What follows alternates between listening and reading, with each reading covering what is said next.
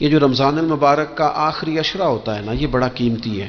میں پہلے بھی دوستوں سے عرض کرتا رہتا ہوں کہ ہم نا یہ آخری 10 دن اکثر بازاروں میں گھوم کے گزار دیتے ہیں۔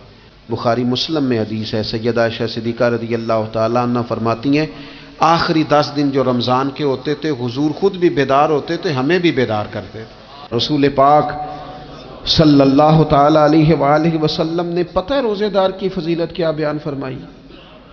اللہ کے محبوب صلی اللہ تعالیٰ علیہ وسلم فرماتے ہیں کہ رب فرماتا ہے ابن آدم کا ہر عمل اس کے لیے ہے، روزہ میرے لیے، اور فرمایا میں خود جزا دوں گا روزے کی، میں خود جزا دوں گا روزے کی۔ اور حضور فرماتے ہیں روزہ ڈھال ہے، جو شخص روزہ دار ہو وہ بےہودگی سے، فحش گوئی سے اجتناب کرے۔ اور اللہ کے محبوب صلی اللہ تعالیٰ علیہ وسلم فرماتے ہیں اگر کوئی شخص اسے گالی دے، اگر کوئی شخص اس سے جھگڑا کرنا چاہے تو پتہ کیا جواب دے؟ اسے کہے بھئی میں روزے دار ہوں، میرے منصب کا تقاضا نہیں کہ میں تیرے ساتھ الجھوں۔ اور رسول پاک صلی اللہ علیہ وسلم فرمانے لگے اوہو اتنی بڑی بات۔ حضور فرمانے لگے، یہ صحیح مسلم کے لفظ ہیں، کریم محبوب فرمانے لگے مجھے اس رب کی عزت کی قسم جس کے قبضے میں محمد عربی صلی اللہ علیہ وسلم کی جان ہے، حضور فرماتے روزہ دار کے منہ کی خوشبو اللہ تعالیٰ کے نزدیک قیامت کے دن مشک کی خوشبو سے بھی زیادہ بکت والی ہوگی۔ اس کے منہ سے جو خوشبو آتی ہے قیامت میں مشک پیچھے رہ جائے گا، اور رب کی بارگاہ میں صرف روزہ دار کے منہ سے۔ اگر تیرے منہ کی خوشبو رب کو اتنی پسند ہے تو تجھے بھی تو اپنے منصب کا خیال ہونا چاہیے۔ میرے رسول پاک علیہ السلام نے فرمایا روزہ دار کو 2 خوشیاں ملیں گی، ایک خوشی اس وقت ملتی ہے جب وہ افطار کرتا ہے، اور فرمایا ایک خوشی اس وقت ملے گی جب وہ اپنے رب سے ملاقات کرے گا، جب وہ اس سے ملے گا تو اس وقت روزہ دار کو خوشی ہوگی۔ بخاری مسلم میں حدیث ہے، سیدہ عائشہ صدیقہ رضی اللہ تعالیٰ عنہ فرماتی ہیں آخری 10 دن جو رمضان کے ہوتے تھے حضور خود بھی بیدار ہوتے تھے، ہمیں بھی بیدار کرتے تھے۔ یہ راتیں بیدار رہنے کی ہیں، شب قدر کی تلاش کی ہیں۔ نبی پاک نے اعتکاف فرمایا ہے، کوشش کریں جو تو اعتکاف بیٹھ رہے ہیں وہ تو بڑے باعث مبارکباد ہیں، جو نہیں بھی نہ بیٹھ رہے وہ بھی اپنے اپنے علاقے کی مساجد میں کوشش کریں 1 رات مل جائے، 2 مل جائیں، 4 مل جائیں، جتنا اضافی ٹائم ملے آخری 10 دنوں میں وہ مسجد میں گزاریں۔ زیادہ سے زیادہ وقت قرآن پاک پڑھیں، استغفار پڑھیں، درود پاک پڑھیں، یہ 3 ہی وظیفے ان کے ساتھ۔ اور رات کا وقت کوشش کریں قیام میں گزرے، نوافل میں گزرے، جہاں جہاں بھی آپ اس کو ہم نے ضائع نہیں کرنا، تو جہاں موقع ملے کوشش فرمائیں یہ وقت ضائع کرنے والا نہیں ہے۔ یاد آتی ہے تو آنسو بھی نکلتے ہیں، دعا بھی نکلتی ہے۔ تھے کچھ لوگ پچھلے سال جو اس سال موجود نہیں ہیں، وقت تیزی سے گزر رہا ہے تو یہ سعادتیں بڑی قیمتی ہیں، ان کو ضرور حاصل فرمائیں۔ میرے دوستو خوشی تو جو ہوگی سو ہوگی، لیکن یہ لفظ بڑے حسین نہیں کہ روزہ دار کی رب سے ملاقات ہوگی، یہی لفظ بڑے باکمال نہیں؟ ایک روایت میں تو یہ ہے نا کہ روزہ میرے لیے ہے میں اس کی جزا دوں گا، اور ایک روایت میں یہ ہے کہ روزہ میرے لیے ہے اور رب فرماتا ہے میں خود روزے کی جزا ہوں، یعنی باقی نیکیوں پر ثواب ملے گا، روزہ رکھنے والے کو رب رحمان ملے گا۔ نبی اکرم صلی اللہ تعالی علیہ وسلم کے امت کے صوفیاء نے نا کچھ چیزوں کو بڑا کھولا ہے۔ عارف رومی کہتے ہیں کہ ایک دن نا محمود غزنوی نے خزانوں کے دروازے کھول دیے اور فرمایا بھئی میں نے آج ہر چیز کھول دی ہے، جو جس چیز پہ ہاتھ رکھے گا وہ اسی کی ہو جائے گی۔ لوگ دوڑے، کوئی سونے کی طرف، کوئی چاندی کی طرف، کوئی جائیدادوں کی طرف، کوئی خزانے کی کنجیوں کی طرف، کوئی بڑے بہترین گھوڑے اور اونٹوں کی طرف، لوگ دوڑ گئے، جو جس پہ ہاتھ رکھے گا اسی کا۔ سب بھاگ گئے، ایاز بیٹھا ہے، نہ وہ حسن میں رہی شوخیاں، نہ وہ عشق میں رہی گرمیاں، نہ وہ غزنوی میں تڑپ رہی، نہ وہ خم ہے زلف ایاز میں، وہ لذتیں کہاں۔ ایاز چپ کر کے بیٹھا ہے۔ پھر محمود نے ایاز کی طرف مخاطب کر کے کہا ایاز اٹھنا نہیں، آج لوٹ سیل لگ گئی ہے، جو جس چیز پہ ہاتھ رکھے گا اسی کی۔ ایاز کہنے لگا بات پکی ہے نا؟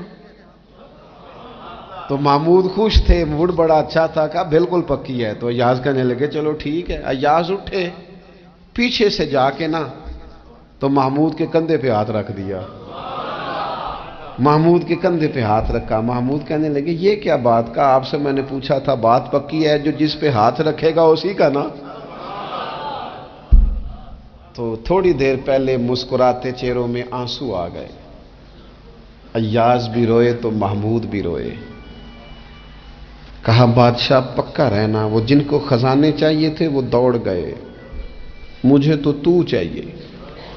لنگ کئی مہینے تے برس گئے تے تیری دید نو دیدے ترس گئے، تیری تو ملے گا۔ تو پھر کہا محمود نے، اس نے کہا میں وعدہ کر چکا تھا، بس ٹھیک ہے، باقیوں کے خزانے اور میں تیرا طے ہو گئی۔ فرمایا باقی نیکیوں پر ثواب ملے گا، اور روزہ رکھنے والے کو رب رحمان ملے گا، اللہ کا قرب ملے گا۔ دیکھو نا، وہ خاص انسان کو کیفیت حاصل ہوتی ہے روزے میں، رب کے ہونے کا یقین۔ وہ جو صوفیاء کہتے ہیں نا مراقبہ کرو، وہ نصیب ہوتا ہے۔ یعنی کسی کو کیا پتا ہے اس کا روزہ ہے کہ نہیں، اکیلا ہے نا گھر میں، فریزر بھرا ہوا ہے، نہیں نہ کھاتا، کیوں؟ اسے پتا ہے میرا رب میرے ساتھ ہے، میرا رب مجھے دیکھ رہا ہے۔ بس یہ تصور توحید پکا ہو جاتا ہے رمضان، تو پھر اللہ تبارک و تعالیٰ کی بھی خاص رحمت اور کوئی خاص ہی اعزاز۔ حضور فرماتے ہیں جنت کے کئی دروازے ہیں، ایک باب الریان ہے، اس سے صرف روزہ دار گزریں گے۔ آواز ہوگا روزے والے آ جاؤ، وہ آ جائیں گے، فرمایا اس خاص دروازے سے گزرو، جب گزر جائیں گے تو فرمایا بند کر دو بھائی، اور کوئی نہیں گزرے گا یہاں سے، دروازہ ہی مخصوص ہے، ان کا اعزاز ہی ذرا زیادہ ہے۔ تو میرے عزیز، رمضان شریف کے اندر وہ منصب کا بس خیال رکھیں کہ میں روزہ دار ہوں، اس احتیاط کے ساتھ۔ اور دوسری جو رمضان کی چند عبادات ہیں نا، سب سے پہلی تو میں عرض کروں گا تراویح کے حوالے سے۔ یہ بات یاد رکھ لیں کہ نبی پاک علیہ الصلوۃ والسلام نے فرمایا جس نے ایمان اور احتساب کی نیت کے ساتھ رمضان میں قیام کیا، اللہ اس کے پچھلے سارے گناہوں کو معاف فرما دے گا۔ اور ایک مقام پر نبی پاک صلی اللہ تعالی علیہ وسلم نے بیان کیا، یہ مشکات میں موجود ہے، حضور فرماتے ہیں رمضان اور قرآن دونوں قیامت کے دن بندے کی شفاعت کریں گے۔ رمضان کہے گا یا اللہ میں نے اسے دن بھر کھانا کھانے سے باز رکھا، اور تیری بارگاہ کے حکم کے مطابق اس نے اپنے آپ کو ان چیزوں سے بچا کے رکھا۔ اور قرآن کہے گا مالک رات میں نے اسے نیند سے روکے رکھا۔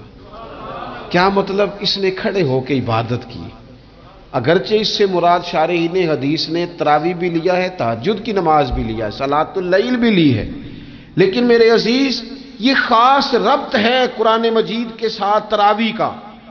مسنون ہے رمضان کی راتوں میں قرآن مجید اور تراویح کا پڑھنا۔ اگر تھوڑی سی نا طبیعت میں صرف تبدیلی پیدا کی جائے، میں نے دیکھا ہے کہ جو لوگ کہتے ہیں نا میرا وقت بڑا قیمتی ہے، بڑی ساری جگہوں پہ آپ کو بیٹھنا پڑتا ہے، بیٹھیں آپ 2 گھنٹے بیٹھیں، 3 گھنٹے بیٹھیں۔ میں نے دیکھا ہے لوگ جاتے ہیں کسی دفتر میں تو رات کو ہی چلے جاتے ہیں اس علاقے میں، کھڑے ہیں، پاسپورٹ کے دفتر کھڑے ہیں، شناختی کارڈ کے دفتر کھڑے ہیں، امیگریشن کی لائنوں میں کھڑے ہیں۔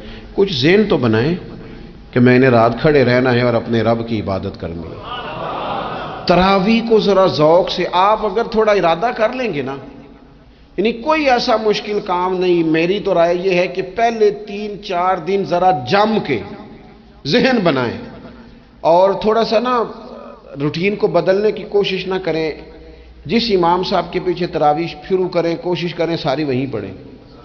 روٹین بدلنے سے بھی سستی آتی ہے، ایک دن یہاں گئے، 2 دن وہاں گئے، تو یہ روٹین بدلنے سے بھی بعض اوقات سستی آتی ہے۔ کوشش کریں ایک جگہ پہ قرآن شریف سننا شروع کریں اور پھر پورا قرآن مجید وہیں پہ سنیں، اور تھوڑا ذہن بنائیں۔ میں نے دیکھا ہے ہمارے استاد صاحب اس طرح کیا کرتے تھے کہ بہت تھوڑا کھانا افطاری کے وقت، تھوڑا، اور ان سے کہا جاتا آپ بزرگ آدمی ہیں، اتنا کم کھانا کیسے نظام چلے گا؟ تو فرماتے تھے میں 1 چپاتی اور آدھی چپاتی کھا لوں گا لیکن تراویح کے بعد، اب اگر زیادہ کھانا کھاؤں گا تو طبیعت میں سستی آئے گی، میرے لیے کھڑا ہونا مشکل ہو جائے، سادہ سا کھانے کے ساتھ افطاری کی جائے گی۔ اور تراویح کے لیے اپنے آپ کو ذہنی کہاں ٹائم ملتا ہے سارا سال قرآن پڑھنے سننے کا، یہ تو اللہ نے موقع عطا فرمایا ہے۔ تو تھوڑا سا اگر دلچسپی پیدا کی جائے، بڑا بڑا سونا قرآن مجید پڑھا جاتا ہے مساجد میں، بچے بڑی بڑی خوبصورتی سے، تو اللہ کا شکر ہے جگہ جگہ پہ۔ اور مساجد کے علاوہ بھی میں نے دیکھا ہے، ہم سے لوگ مطالبہ کرتے ہیں کہ ہماری فیکٹری میں رات کو بھی کام ہوتا ہے، اتنے سارے ورکر ہیں تو بچہ کوئی مل جائے قرآن شریف سنائے، فلانی جگہ بھی اتنے لوگ ہیں تو اگر موقع مل جائے، تو اگر تھوڑا ذہن بنایا جائے، شوق پیدا کیا جائے تو اللہ تعالیٰ فضل فرماتا ہے، انسان کو طاقت ملتی ہے کھڑے رہنے کی۔ ایک تو تراویح، روزہ، تراویح، اور تیسری بات ہے سحر اور افطار۔ یہ جو سحری اور افطار، یہودی جو تھے نا وہ سحری نہیں کرتے تھے، سحری کا نام و نشان نہیں تھا، روزہ رکھتے سحری نہیں کرتے۔ تو نبی پاک صلی اللہ تعالی علیہ وسلم نے فرمایا ہمارے اور یہودیوں کے درمیان فرق ہی سحری کا ہے، اور نبی پاک صلی اللہ تعالی علیہ وآلہ وسلم نے فرمایا سحری کھایا کرو، سحری کھانے میں برکت ہے۔ اور اگلی بات سننی آپ نے تو خوش ہو جانا ہے، سحری کو معمولی نہ سمجھے، سحری کرنا عبادت ہے۔ ہاں آپ مت سمجھیں کہ میں روٹی کھا رہا ہوں، یہ تو میرے سامنے دہی رکھا ہوا ہے، یہ تو سالن رکھا ہوا ہے، یہ تو اچار رکھا ہے، تو چپاتیاں رکھی ہیں۔ سحری کھانا عبادت ہے۔ آپ صبح اٹھے، آپ کی تو روٹین ہی اور تھی، تو 7 بجے کھاتے تھے، 9 بجے کھاتے تھے۔ یہ جو آپ صبح کھا رہے ہیں اٹھ کے سحری میں، اپنی مرضی سے تھوڑی کھا رہے ہیں، یہ تو کسی کے کہنے سے کھا رہے ہیں، یہ تو کسی کے بٹھائے بیٹھے ہیں۔ یہ جو سحری کا لنگر ہے یہ رب رسول کی رحمت کے ساتھ عطا ہوتا ہے، یہ کرم ہے، یہ اللہ رسول کے بٹھائے بیٹھے۔ کیا میرے رسول پاک صلی اللہ تعالی علیہ وآلہ وسلم نے بات کھولی ہے، ترغیب و ترہیب میں حدیث ہے، اللہ کرے یہ کبھی چسکا لگ جائے، یہ والا مزہ آ جائے، تو پھر تو گھر میں دسترخوان نہیں بچھا ہوا ہوگا، پھر تو رنگ ہی کوئی اور ہوگا۔ حضور فرماتے اللہ تعالی اور اس کے فرشتے سحری کھانے والوں پر رحمتوں کا نزول فرماتے ہیں۔ کھائی روٹی جا رہی ہے، پکا ہوا کھانا ہے، لیکن حضور فرماتے ہیں رب بھی رحمتیں فرما رہا ہے اور اللہ کے حکم سے فرشتے بھی رحمتوں کا نزول کر رہے ہیں۔ ایک رمضان المبارک وہ عزت اور عظمت والا مہینہ ہے جس کا تعارف کسی عام آدمی نے نہیں، رب کریم کے قرآن نے بیان فرمایا ہے اور میرے مصطفیٰ کریم کی زبان اطہر نے بیان فرمایا ہے۔ لیکن آنے سے پہلے بخاری مسلم میں حدیث ہے، حضرت سلمان فارسی رضی اللہ تعالیٰ عنہ کہتے ہیں رمضان شروع ہونے سے پہلے نبی پاک نے ہمیں مسجد میں بلایا اور خطبہ ارشاد فرمایا باقاعدہ، اور ارشاد فرمایا لوگو تم پر ایک مہینہ آنے والا ہے جس میں اللہ اپنے بندوں پر خاص قسم کی رحمتوں کا نزول فرماتا ہے۔ خود رسول پاک نے ہمیں کس قدر زیادہ اس مہینے کا اکرام کرنا ہے اور کس قدر زیادہ اس کو اہمیت دینی ہے اور کس قدر زیادہ ہمارے لیے وہ باعث عظمت ہے کہ جس مہینے کے فضائل خود رسول پاک علیہ السلام نے بیان فرمائے، اور نبی پاک صلی اللہ علیہ وسلم نے فرمایا کہ اس مہینے میں تم نفل پڑھو گے تو اللہ فرض کے برابر ثواب عطا فرمائے۔ حضرت انس بن مالک رضی اللہ تعالیٰ عنہ فرماتے ہیں جب نبی پاک علیہ السلام نے رمضان کی شان بیان کی تو صحابہ کا یہ مزاج بن گیا کہ وہ اپنے سارے کام رمضان سے پہلے سمیٹ لیتے تھے، رمضان شریف سے پہلے سارے کام سمیٹ لیتے، لینے دینے کے معاملات صاف کر لیتے، خریداری ہو جاتی، گھر کے اندر کوئی کام کرانا ہوتا تو وہ رمضان سے قبل کرا لیتے، یکم رمضان کو وہ مسجدوں میں ڈیرے لگا لیا کرتے، وہ کہتے تھے نیکیاں جمع کرنے کے ایام۔ سب سے مصروف ترین زندگی ہمارے نبی پاک صلی اللہ علیہ وسلم کی زندگی ہے۔ 23 سالوں میں نبی پاک علیہ السلام نے 2300 سالوں سے بھی زیادہ کام کیا، بڑا مصروف وقت تھا حضور کا، بڑا مصروف۔